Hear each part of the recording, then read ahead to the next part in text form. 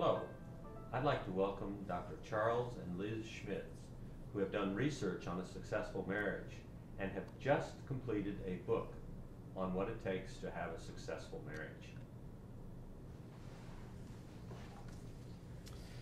Tell us, why did you write a book about a successful marriage? Well, after 25 years of interviewing couples and studying and researching marriage, what we found was that we had 12,000 years of successful marriage, collective wisdom from these couples to share with people all over the country. And we thought, wow, with the divorce rate at 50% right now, we could really help couples learn what's important about successful marriage. And there are probably, Carl, a couple personal reasons why. We looked around, and it came to mind that of the 13 couples that were married, and we'd hang around together through the undergraduate and graduate days, that we were the only ones still married, the only couple. 12 out of 13 had ended in divorce. Wow. And that startled us. But it also then caused us to ask the question: what are we doing right? What did we do differently? And so that really started this quarter of a century worth of interviewing people to try to find the answers. What makes for a successful marriage? And the other reason, of course, we said to ourselves, sort of leading up to that 40th anniversary celebration, let's finish this project. And so we did. So it's been a labor of love from two people who love each other a whole bunch. That's a great story. So Liz, what are the 7 secrets of a successful marriage? Well, marriage is not very difficult to understand. The problem is many couples are unwilling to do the simple things that make it a success. And in our research and study and interviews of successful couples, we've really found the answers to what the 7 secrets are as far as that success goes. There are 7 characteristics. They are there no matter what the couples do, who they are, whether they're rich or poor. It doesn't make any difference. Those 7 are there, and they're fascinating to understand and learn about. And the really interesting thing, Carl, just to follow up, we've interviewed people in China, Chile, Argentina, France, Belgium, Italy. We're going to interview folks in Canada in September. And it's the same. And the interesting thing about it is it doesn't seem to be a culture-based sort of thing either, because what we're finding there is the same as what we found here.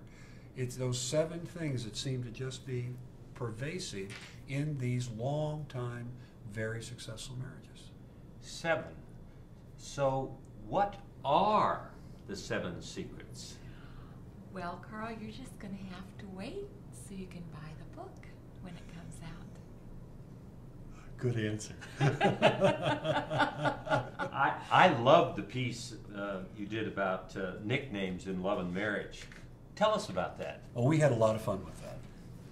And it's, each interview, we discover that people have nicknames for each other. We call it sort of a private code, or a private code for saying I love you. And they vary, and they're all over the board.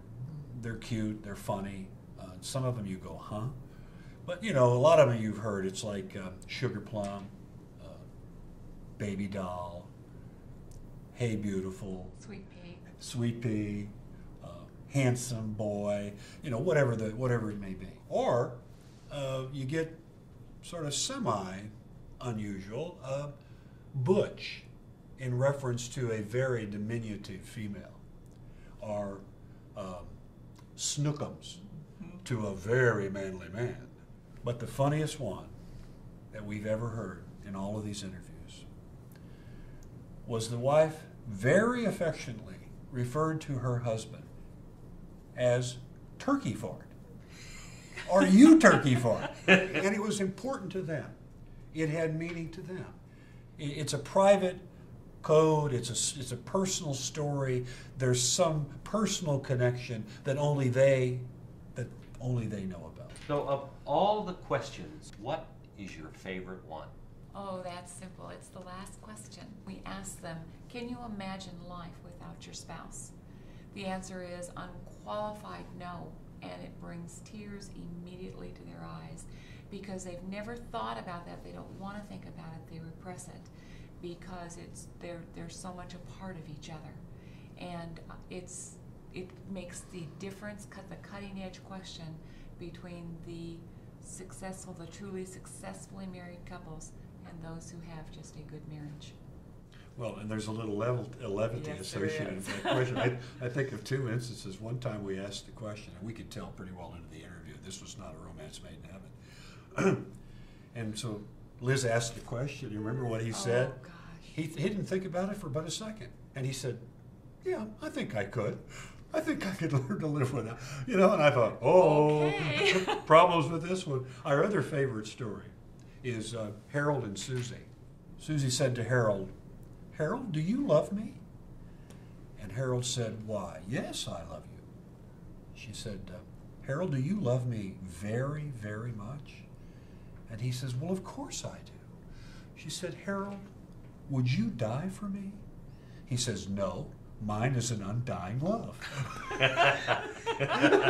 So, you hear lots of funny things. There's levity associated with that, but that question is so powerful. So Tugs at powerful. the heartstrings. Sure. So how can someone get information about your book? Well, very simply, if you go into Google and type Golden Anniversaries, those two words, we come right up there and click on www.goldenanniversaries.com, and we have a website with a lot more information and hot links to other sites that help you learn more about successful marriages. And another good way to link up with us and our stuff is go to selfgrowth.com, www.selfgrowth.com. This is a self-help website, and if you click on experts and then click on love and relationships, then there we are right in the middle of the page, and you can click on us and it'll tell you a bunch of things or connect you with other links or articles and that sort of thing. What makes that such a good connection for us is that they serve on an average month about 950,000 to 1 million hits on their website. And it's a self-help website, and we like that notion. I mean, on their website, we're the purveyors of love, or the guides to love, But the self-help is very intriguing to us because we think that most of these problems, these issues, can be taught to yourself. You can learn them from others' experiences. And in the end, we're educators, and that really appeals to us. We're educators. Let's teach people about love. Let's teach people about successful relationships. And maybe with that, we can lower the divorce rate. Well, thank you, and we wish you continued success in your successful marriage, and we also wish you success with your book. Thank Thank you. you. We've enjoyed this.